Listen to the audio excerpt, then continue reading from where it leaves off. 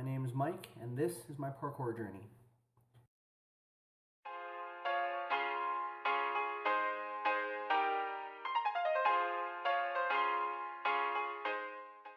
Wow, it's been a long time since my last video. I've been neglecting my training in the last little while and definitely didn't make it a priority over the summer when the kids were home. Thus, I haven't had a lot to share with you all.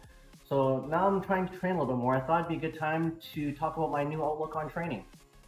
In my last video, I got to chat with a lot of different parkour athletes, and it got me thinking where I'd like to be for myself with regards to parkour. Now you're probably wondering by the title of this video, how the hell parkour and golf are related. Here's my idea for a sport.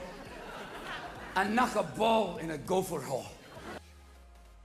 So I took an introspective look at my parkour journey and decided to rate my skill level in parkour compared with the other skills that I still do, mainly golf and volleyball. I definitely am the most skilled in volleyball, but that's pretty much a given since I've been playing since a young age and even played a little bit of collegiate ball.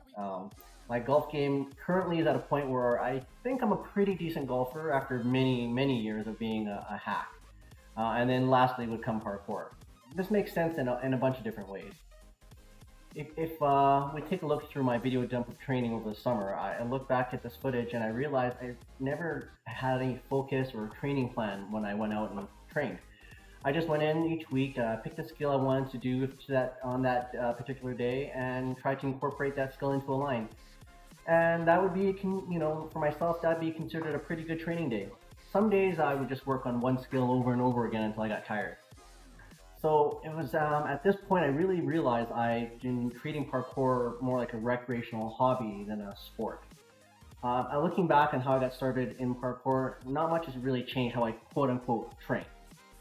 I'd see a skill that caught my eye and I would try to replicate that skill through some safe progressions until I achieved or got tired of trying to achieve said skill.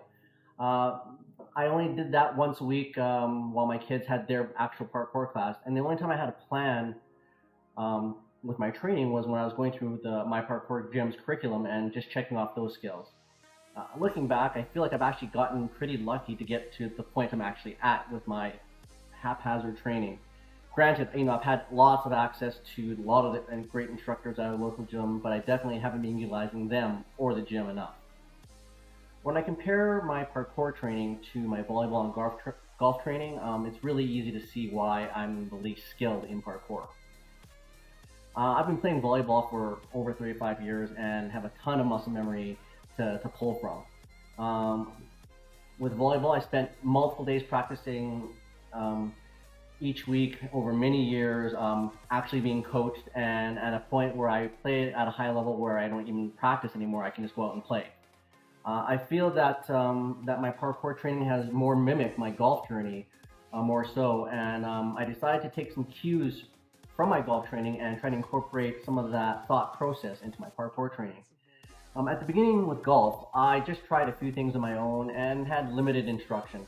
I didn't practice a lot, and it obviously showed in my scores. I'm not really sure why I thought I would improve just playing once in a while, and I thought, over time I would get better. Obviously with a little bit more, with any repetition, you do get a little bit better, but it wasn't until I took an actual focused approach to practicing that I really noticed my improvements. I knew I needed to practice more, but I really wasn't sure how to do that with our short season here in Canada. So I invested in a home simulator so I could practice anytime I wanted to. I had a few focused training sessions that I repeated a few times a week, and when I would come down to my basement, I would swing for just 10 to 15 minutes to practice.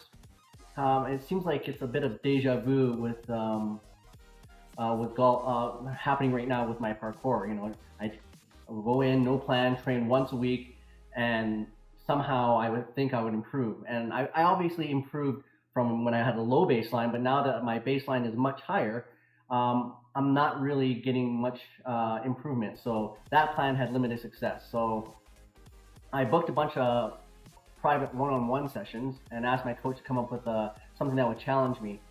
I thought if I had an end goal in mind, it would drive my training a little bit more and make me practice a little bit more. We also added or kept some side flip training, as that's still a slow work in progress. And this actually worked out pretty good for a while, but after some time, I just hit a hump that I couldn't get past. I think part of the problem was that I would only do a private session once a month, and in between, I'd only still train in the gym once a week. I didn't practice any other time. So I was doing workouts to make sure that my strength and cardio was up to snuff, so could succeed in my skills, but I didn't actually practice do any skill trainings at all. I just ignored it for 6 days a week. So as you can see behind me, I really don't have an excuse that I can't be training more at home to help me develop that base muscle memory. I decided that the only way I was going to get better was to dedicate more time to ensure my base muscle memory could be developed. I finally decided to retire from volleyball so that I could give more focus to my parkour training. I've often thought about doing this in the past, but volleyball has been such a big part of my life that it was really hard to do. This year it made a lot of sense as part of my team left for different reasons, and my bodily injuries for playing just kept coming up. So I made a plan that once the summer was over, that I was going to attend adult class once a week, train at the gym twice a week, and train the basics at home whenever I could. Things started out actually okay, but I might have overdone it. And part of the reason was I probably didn't give my body a chance to heal from my volleyball injuries, and then I added way too much to begin with. So I've actually injured myself even more, and I've just recently started to feel better. I think I need to rethink the amount of training how much I'm going to do with some strength training, basic training, and then actual gym sessions, and figure out a good balance so I'm not always re-injuring myself or adding new injuries to the list. So I'm hoping to document my progress throughout the next little while and hopefully catch a little more inspiration.